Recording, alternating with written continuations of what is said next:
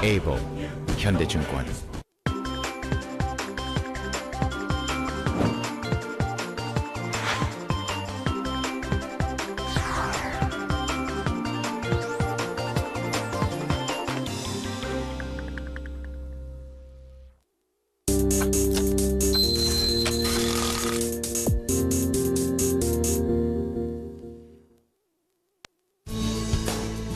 정부는 경제 활력을 위축시킬 수 있는 새로운 규제 도입을 지향하고 준조세 성격의 부담금을 덜어주기로 했습니다.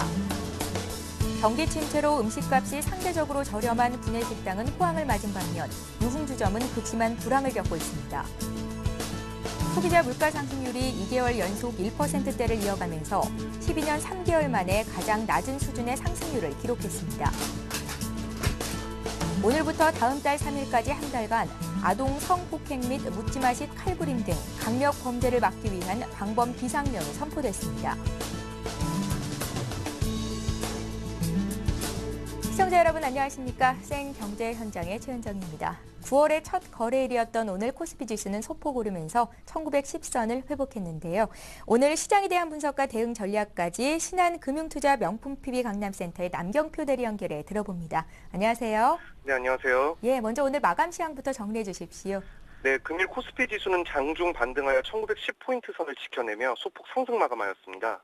현지 시간으로 지난 31일 벤 버냉키 미국 중앙은행 의장이 잭슨홀 연설에서 추가 부양책을 배제하지 않겠다고 한 발언으로 미국 증시는 상승 마감하였으나 금일 국내 증시는 개장 초 대규모 프로그램 매물 부담으로 약세를 보였지만 오후 들어 기관 물량으로 추정되는 프로그램 매도세가 줄어들고 1900포인트 선 아래에서 저가 매수세가 유입되면서 1910포인트 선 지지에 성공하였습니다.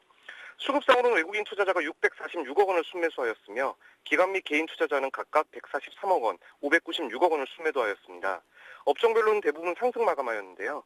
의료정밀 업종이 6% 이상 급등 마감하였고 운수장비, 종이, 목재, 화학 및 음식료 업종 등도 1%대 이상 강세를 보였습니다. 반면 전기전자 및 은행, 섬유유복 업종 등은 하락 마감하였습니다. 시총 상위 종목들은 종목별 등락을 달리하는 모습을 보여주었는데요. 기아차, 현대모비스, SK이노베이션 등은 2% 안팎의 강세를 보였으며 현대차, LG와 현대중공업 등도 순폭 상승하였으나 삼성전자, 포스코, 삼성생명 등은 하락 마감하였습니다. 코스닥 지수 역시 게임주들이 일제히 강세를 보이면서 5거래일 연속 상승 510포인트 선을 돌파하였습니다. 수급상으로는 외국인 투자자가 437억 원 순매수하였고 기관 및 개인 투자자는 각각 359억 원, 33억 원을 순매도하였으며 업종별로는 디지털 콘텐츠 업종이 4.22% 상승으로 가장 상승폭이 컸고요. 음식료, 담배, 출판, 매체, 복제 업종 등도 3% 가까운 강세를 보였습니다. 시총 상위 종목들은 CJ 올쇼핑, SM, 위메이드 등이 상승폭이 컸으며 셀트리온, 파라다이스, CJ E&M 등은 하락 마감하였습니다. 예, 이번 주 체크해볼 만한 내용들은 어떤 것들이 있겠습니까? 네, 우선 이번 주에도 증시의 관심은 오는 9월 6일 ECB 통화정책회의에 집중될 것으로 보입니다. 지난주 마리오 드라기 ECB 총재는 기고문을 통해 표준적인 통화정책을 넘는 예외적인 조치가 필요함을 나타냄으로써 ECB의 국채 매입 가능성을 더욱 높인 상태입니다. 그러나 스페인의 선제적 구제금융 신청이 필요하고 추가적인 방화벽을 위한 오는 9월 12일 독일 헌재 ESM 위헌 판결 여부를 넘어서야 한다는 점은 적지 않은 부담으로 작용할 것으로 보이는데요. 물론 이번 ECB 회의에서 국채 매입이 확실시 된다면 글로벌 증시는 이에 화답할 것으로 보입니다. 결국 이번 주에는 다시 한번 유로존 정책의 신뢰성을 확인하는 과정이 필요할 것으로 보이며 이 외에도 오는 9월 4일 ISM 제조업 및 9월 7일 비농가 고용 등 실물 관련 중요한 지표 발표 일정이 예정되어 있기 때문에 정책 및 실물 변수의 조합은 향후 글로벌 증시의 방향을 좌우할 핵심 변수가 될 것으로 전망하고 있습니다. 예, 끝으로 이번 주 대응 전략 짜주십시오. 네, 우선 지난주 버닝키 의장의 잭슨홀 연설에 대해서는 추가 양적 완화에 대한 시장의 기대치가 높지 않았으며 추가적인 시행 가능성만 언급한 상태이기 때문에 시장에는 다소 중립적인 영향을 미치고 있는 것으로 보입니다. 따라서 앞에서 말씀드린 9월 6일 ECB 정책 회의에 주목할 필요가 있어 보이고요. 대형주에서의 뚜렷한 주도주의 부각이 확인되지 않은 상황에서 주 초반은 외국인 및 프로그램 수급을 지속적으로 체크하면서 경기 외적인 변수에 흔들리지 않는 중소형 개별주에 대한 대응이 유효해 보입니다. 예, 신한금융투자 명품 PB 강남센터 남경표 대리와 함께했습니다. 고맙습니다. 고맙습니다.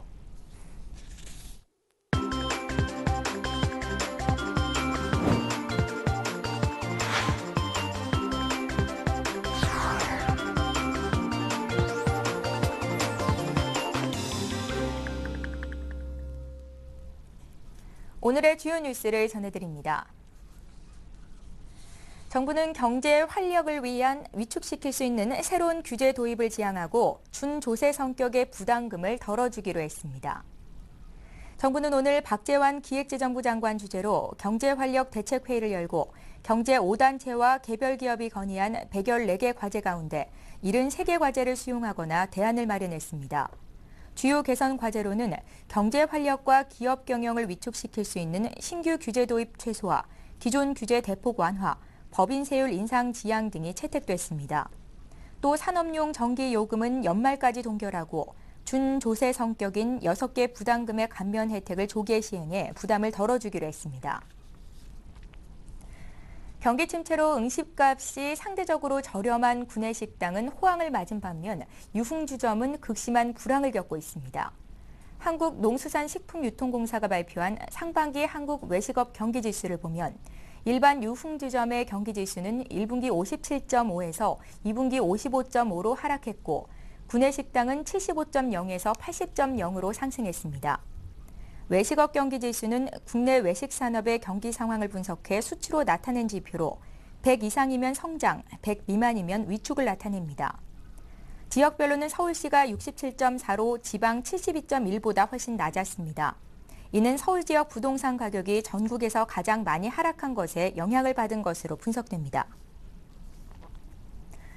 소비자 물가 상승률이 2개월 연속 1%대를 이어가면서 12년 3개월 만에 가장 낮은 수준의 상승률을 기록했습니다.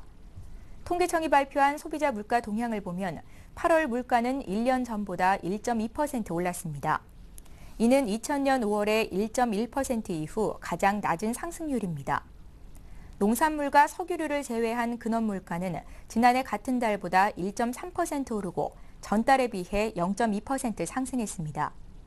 또 생활물가지수는 지난해 같은 달보다 0.6%, 전달보다는 0.7%가 올랐습니다. 정부는 태풍이 농수산물 가격에 영향을 미치는 9월 이후 물가가 오를 것으로 보고 가격 안정에 만전을 기할 계획입니다. 오늘부터 다음 달 3일까지 한 달간 아동 성폭행 및 묻지마식 칼부림 등 강력 범죄를 막기 위한 방범 비상령이 선포됐습니다. 김기용 경찰청장은 3일 각 지방경찰청장 등이 참석하는 전국 경찰지휘부 회의를 주재하고 성폭력 강력 범죄 총력 대응을 위한 종합대책을 확정해 발표했습니다. 경찰은 우선 방범 비상령을 내리고 한 달 동안 동원 가능한 모든 인력과 장비를 성폭력 범죄 예방 등 민생 치안 활동에 투입하기로 했습니다. 또 전국 경찰관서에 성폭력 범죄 예방을 전담하는 부서를 신설하고 경찰청 산하에는 아동 청소년 음란물 제작 배포 소지를 단속하는 전담팀을 만들어 아동 청소년 음란물 제작 배포는 물론 소지자도 처벌하기로 했습니다. 세계 1위의 외환 보유국인 중국이 경제성장 둔화로 어려움을 겪으면서 6년 만에 한국과의 부도 위험 격차가 사라졌습니다. 국제금융센터에 따르면 지난달 31일 중국 국채 5년물의 신용 부도 스와프 CDS 프리미엄이 104bp 올라가면서 우리나라 CDS 프리미엄과 같아졌습니다. 두 나라의 CDS 프리미엄이 같아진 것은 미국발 금융위기 전인 2006년 6월 30일 이후 6년 2개월 만에 처음입니다. CDS 프리미엄은 채권 발행자가 부도 났을 때 손실을 보상해주는 파생 상품에 붙는 가상금리로 높을수록 부도 위험이 커진다는 의미로 해석됩니다.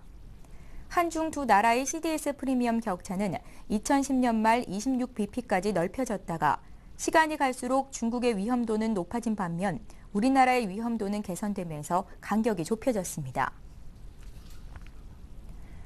통일교 창시자인 문선명 총재가 오늘 오전 1시 54분 통일교 성지인 경기도 가평에서 향년 92세의 나이로 별세했습니다. 안호열 통일그룹 대외협력실장은 문 총재가 오늘 새벽 경기 가평의 청심국제병원에서 성화했다고 밝혔습니다.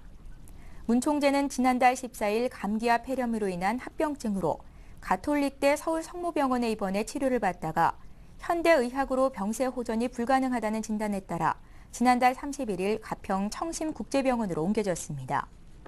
고인은 1920년 1월 6일 평안북도 정주에서 태어났으며 일본 와세다대 전기학과를 졸업하고 6.25 전쟁 휴전 다음해인 1954년 통일교를 창시했습니다.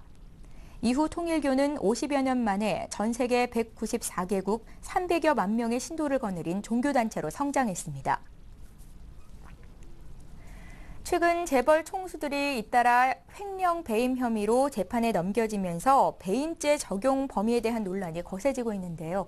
오늘 이와 관련된 소식을 조양준 기자 연결해 들어봅니다. 안녕하세요. 네, 안녕하세요. 예, 먼저 배임죄가 어떤 것인지부터 정리를 해봐야 될 것 같습니다. 네, 배임죄는 절도나 강도, 사기같이 재산에 대한 죄, 즉 재산죄의 하나입니다. 우리 형법은 배임죄를 다른 사람의 사물을 처리하는 사람이 그 임무에 반해 본인 또는 제3자에게 재산상 이익을 갖도록 하게 했거나 혹은 그런 고의를 가짐으로써 사물을 맡긴 사람에게 손해를 끼쳤을 때 성립한다고 규정합니다. 회사의 대표나 경영진이 회사의 재산상의 피해를 입힌다든지 하는 것이 배임죄의 대표적인 유형인데 최근 수천억 원대 손해를 그룹 및 계열사에 끼친 혐의로 실형을 선고받은 하나그룹 김승현 회장 사건 역시 배임 사건입니다. 예, 그러면 어떤 측면에서 문제가 발생한다는 건가요? 배임죄 적용 범위가 지나치게 포괄적이라는 데서 문제가 시작됩니다. 회사에 손해를 끼쳤다면 그 책임을 져야 하는 건 맞지만 경영상 적법한 판단으로 생긴 손해까지 유무죄를 따지는 형법을 적용하는 것이 위험하다는 지적인데요. 실제로 배임 혐의로 재판에 넘겨졌다가 1심에서 무죄 선고가 나는 비율이 일반 형사사건의 무죄율보다 훨씬 높은 것으로 나타났습니다. 손해액 5억 원 이상의 배임 사건 무죄율은 지난 2008년의 경우 일반 형사사건 무죄율보다 13배가 높았습니다. 판례도 엇갈리는데요. 경영 판단 의도에 대한 해석, 경영 상황 변화 등에 따라 법원 판결이 들쭉날쭉한 겁니다. 실제로 지난 2004년 대법원은 관련 사건에서 기업 경영에는 원천적으로 위험이 내재해 있고 경영자가 믿음을 갖고 신중히 결정을 내렸더라도 그 예측이 빗나가는 경우가 있다면서 이런 때까지 배임의 고의를 인정하면 안 된다고 판단한 적이 있습니다. 하지만 지난달 김승현 한화 회장 재판부는 김 회장에게 실형을 선고하면서 관계 회사의 부도 등을 방지하는 것이 회사의 이익이 된다는 기대만 갖고 자금을 지원하게 해 손해를 봤다면 경영 판단의 범위라고 볼 수 없다고 판단했습니다. 예, 외국의 경우는 이 배임 행위에 대해서 우리와 법적으로 다르게 다루고 있다고 하던데요. 네, 대다수 외국의 경우 배임죄에 대한 사법 처리 방식이 우리와는 다릅니다. 배임죄에 대해 형사 책임을 묻는 우리나라와 달리 미국 등 주요 선진국은 배임에 대해 주로 민사 책임을 묻는데요. 배임 행위를 형사처벌하는 국가는 한국과 일본 정도입니다. 배임의 형사 책임을 물어온 독일은 지난 2005년 경영 판단의 원칙을 새로 만들어 배임 행위 처벌을 신중하게 판단하기 시작했습니다. 예, 그렇다면 현재 법 규정의 문제점을 지적하는 전문가들의 주장이 있을 것 같은데요. 법체계의 변화가 필요하다는 의견이 적지 않습니다. 배임죄가 너무 포괄적이어서 자칫 고무줄 잣대가 될 수 있다는 지적이 나오는 것인데요. 한 검찰 출신 변호사는 배임죄는 기본적으로 재산상의 문제라며 민사소송으로 할 수 있는데 경영 판단에까지 관여해 배임죄로 처벌하는 것은 지나친 면이 있다고 우려했습니다. 반면 재판을 실제로 담당하는 판사들 사이에선 현행대로 배임죄를 엄격하게 다뤄서 형사처벌해야 한다는 입장이 있는 것도 사실입니다. 예, 지금까지 사회부의 조양준 기자였습니다. 고맙습니다. 네, 감사합니다.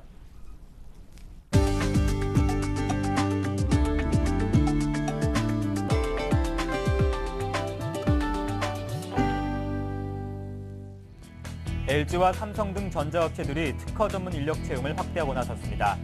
LG전자는 오는 9일까지 특허센터에서 근무할 경력사원을 모집합니다. 통신과 전기, 전자 분야의 특허 개발과 특허 분쟁에 대응할 전문 인력을 확보하기 위한 특별 채용으로 특허 관련 부서 또는 연구개발 경력 1에서 5년인 영어 능통자가 응시할 수 있습니다. 이에 앞서 삼성전자는 지난 7월 변리사 경력자를 특별 채용했습니다. 특허 분석과 계약, 라이센싱, 상표 등의 업무를 할 전문 인력을 더 확충한 것으로 앞으로도 특허 전문 인력을 꾸준히 늘려나갈 계획입니다. 폭스바겐이 오는 2014년 한국의 전기차를 선보입니다. 폭스바겐 코리아는 오늘 기자간담회를 갖고 폭스바겐 그룹이 선정한 18개 전기차 전략 국가 중 하나로 한국이 선정됐다며 2014년 한국에 순수 전기차를 도입하겠다고 밝혔습니다. 내년에 첫 양산 전기차 보급을 계획 중인 폭스바겐은 한국과 독일, 영국, 미국, 중국, 일본 등을 전기차 전략 국가로 선정했습니다.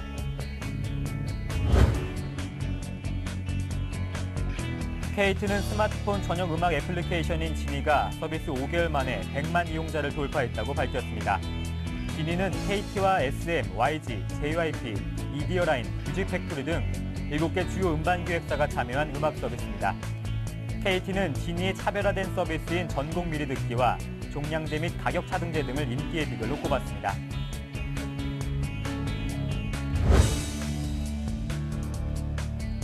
(3년마다) 가입할 수 있는 자동차 보험이 이달 중순 출시됩니다. 메리츠 화재는 창사 90주년을 맞아 3년 만기 자동차 보험을 판매하기로 하고 지난달 중순 금융감독원의 인가를 받았습니다. 메리츠 화재는 고객이 3년 만기로 가입하고 매년 자동 갱신하면 자동차 보험료를 할인해줄 방침입니다.